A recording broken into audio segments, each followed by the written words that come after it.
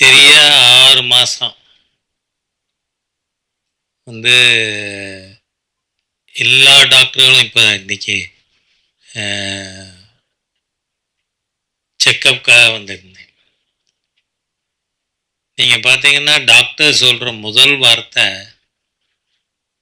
இவ்வளவு சீக்கிரம் பெரலிட்டிக் ஸ்ட்ரோக் வந்து ரெக்கவர் ஆனவங்க ரொம்ப ரேர் அப்படின்னு சொன்னாங்க. அதுக்கு வந்து டாக்டர் தமிழிசை சவுந்தரராஜன் அவர்கள் என் கூடவே இருந்தது ஒரு காரணம். என்ன வந்து நாம் எதுவுமே இயல்பாகவே செய்யணும் அப்படின்னு நினச்சா நம்மளை படுக்க போடுறது இயல்பா ஒரு நடந்த நிகழ்ச்சி மாதிரி இன்றைய தினம் 6 மாதத்துக்குள்ள உங்களுக்கு நடுவில் பேசக்கூடிய அளவிற்கு ஆண்டவன் எனக்கு உதவி இருக்கான். அதை வந்து நம்ம மறுக்கவே முடியாது. இந்த படத்தை பொறுத்தவரை டாக்டர் ராஜசேகர் அவர்கள்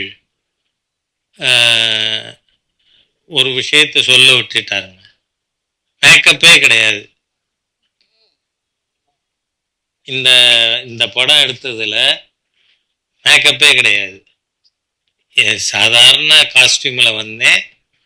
படம் அவங்க சொன்னதை செஞ்சு கொடுத்துட்டு நாம் வீட்டுக்கு வந்துட்டோம். அந்த அளவிற்கு இந்த படம் பெரிய அளவில் மக்கள்கிட்ட வரவேற்பை பெறுங்கிற நம்பிக்கை எனக்கு இருக்கிறதுக்கு ஒரே காரணம், நாம் இயல்பாக சூழ்நிலைக்கு ஏற்ற மாதிரியாக இந்த படத்தை டாக்டர் ராஜசேகர் அவர்கள், அவருடைய டீம், தம்பி குரு, இவங்க எல்லாருமா சேர்ந்து எடுத்திருக்காங்க. நீங்கள் பார்த்தீங்கன்னு சொன்னால் ஒரு லாப நோக்கில், நீங்கள் லாபங்கிறது எப்போவுமே தி கேபிட்டல், தாஸ் கேபிட்டல், அதை படித்தீங்கன்னா தெரியும், சர்ப்ளஸ் வேல்யூ தியரி அப்படின்னு. அந்த சர்ப்ளஸ் வேல்யூ இல்லைன்னு சொன்னால் அடுத்த இன்வெஸ்ட்மெண்ட்டுக்கு இங்கேருந்து பணம் வரும். அதனால் கம்யூனிஸ்டுகளோட தியரியே கம்யூனிஸ்டுகள் தான் உடைச்சாங்க. அது வந்து இட்ஸ் இம்ப்ராக்டிகபிள் அப்படின்னு சொல்லி அந்த சர்ப்ளஸ் வேல்யூ அது வர முடியாது அப்படின்னு கம்யூனிஸ்ட் நிரூபிக்குது. அந்த மாதிரியாக நம்ம நாட்டில் பல்வேறு சம்பவங்கள் நமக்கு ஒரு பாடமாக அமைஞ்சிருக்கு. அதில் இந்த கதை வந்தது கொரோனா சமயத்தில். அந்த சமயத்தில் மக்களுக்கு அந்த ஒர்க்கோட வேல்யூ என்ன அப்படின்னு புரிய வைக்கணும். நீங்கள் பார்த்தீங்கன்னா இந்த படத்தில் ஒரு காட்சி வரும். இதில் பணியாட்களுக்கு 50,000 ரூபா, நர்ஸுகளுக்கு 40,000, டாக்டர் அம்மா கோச்சக்கூடாது, டாக்டர்களுக்கு 20,000 போனஸ் கொடுங்க அப்படின்னு. இதில் காரணம் என்ன?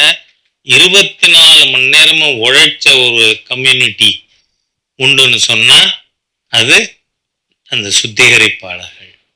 அவங்க வந்து அன்னைக்கு ஒரு நாள் ஸ்ட்ரைக் இருந்திருந்தா கூட நாம நாரி போயிருப்போம்.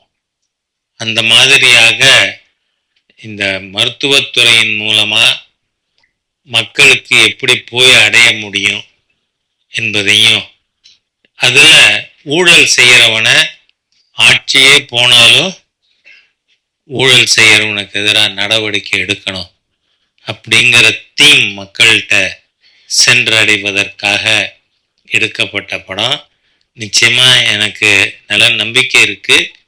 வர்ற வெற்றி விழா நடக்கும் பொழுது நான் ஓடிப்போய் மைக்கில் நின்று பேசுகின்ற அளவிற்கு நிச்சயமாக இருக்கும் என்கின்ற என்னோட நம்பிக்கையை தெரிவித்து, இந்த படம் வெற்றி பெறணும். அதை மக்கள் அனைவரும் ஏன்னா இன்னைக்கு மூணாவதுன்னா சூப்பர் ஸ்டார் ரஜினிகாந்த் அவர்கள் என்னை பார்க்க வந்தார். அப்போ வாங்க எப்படி இருக்கீங்க அப்படின்னு கேட்டேனா, என்னங்க நீங்க எப்படி இருக்கீங்கன்னு பார்க்கறதுக்கு நான் வந்திருக்கேன், என்ன எப்படி இருக்கீங்கன்னு நீங்க கேட்குறீங்களேன்னு. டாக்டர்ஸ் வேர் சர்ப்ரைஸ்டு. பெரலிட்டிக் ஸ்ட்ரோக் வந்தவர் அவர் வாங்கன்னு வரவேற்கிறார் அப்படின்னா அந்த அளவிற்கு ஆண்டவன் அருளோடு இருக்கான் அப்படிங்கிறத நாம் மறுக்கவே முடியாது. எனவே இந்த விஷயத்தில் படம் மிகப்பெரிய வெற்றியாக ஓடும். அந்த ஓடுறத ராஜா ஓடி போய் பார்ப்பான். அந்த அளவுக்கு சூழ்நிலை இருக்கும், உங்களுடைய ஆசை இருக்கும் அப்படிங்கிறத தெரிவித்து வார்த்தைகளை நிறைவு செய்கிறேன். வணக்கம்.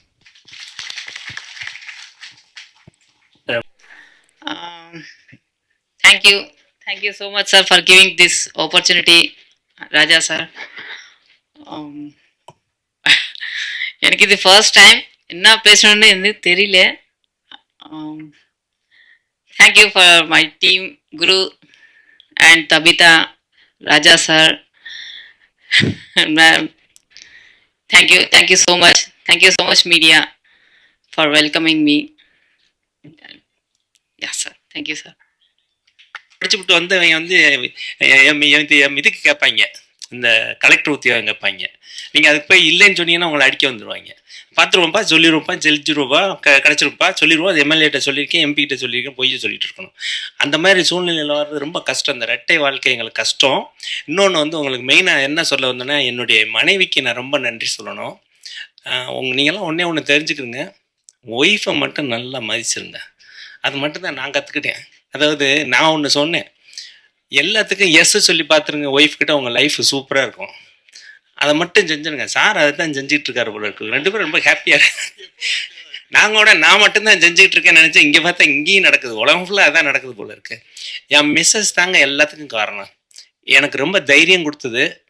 எங்கள் அம்மா அப்பா இறந்ததுக்குனால எங்கள் அம்மாட்ட நான் முடியலைன்னா மடியில் போய் படுத்தா அந்த சுகம், எனக்கு காய்ச்சல் வந்தோடனே என் ஒய்ஃப் கிட்ட மடியில் படுத்திருக்கும் போது கிடைச்ச அந்த சுகம் அதான். இன்னைக்கு உங்களுக்கு என்னுடைய பர்சனல் அட்வைஸ், ஒய்ஃபை மட்டும் நீங்கள் கண்கலமாக வச்சுக்கோங்க. அதுதான். அதை நான் சாரும் அவங்க ரெண்டு பேரும் வந்தது ரொம்ப உண்மையிலே இருக்குது. அதுக்கான படம் தான் அடுத்த படம். உங்களுக்கு 2 படம் ரெடி ஆகிட்டு இருக்கு. நன்றி. இந்த விழாவில் சில பேர் லேட்டாக வந்திருப்பீங்க. இந்த திருப்பூர் தடவை 10 போடுவாங்க. சார் உடம்பு சரியில்லை கிளம்பிடுவாங்க. இந்த யாரும் பார்க்காதவங்க திருப்பூர் தடவை பார்க்கலாம்.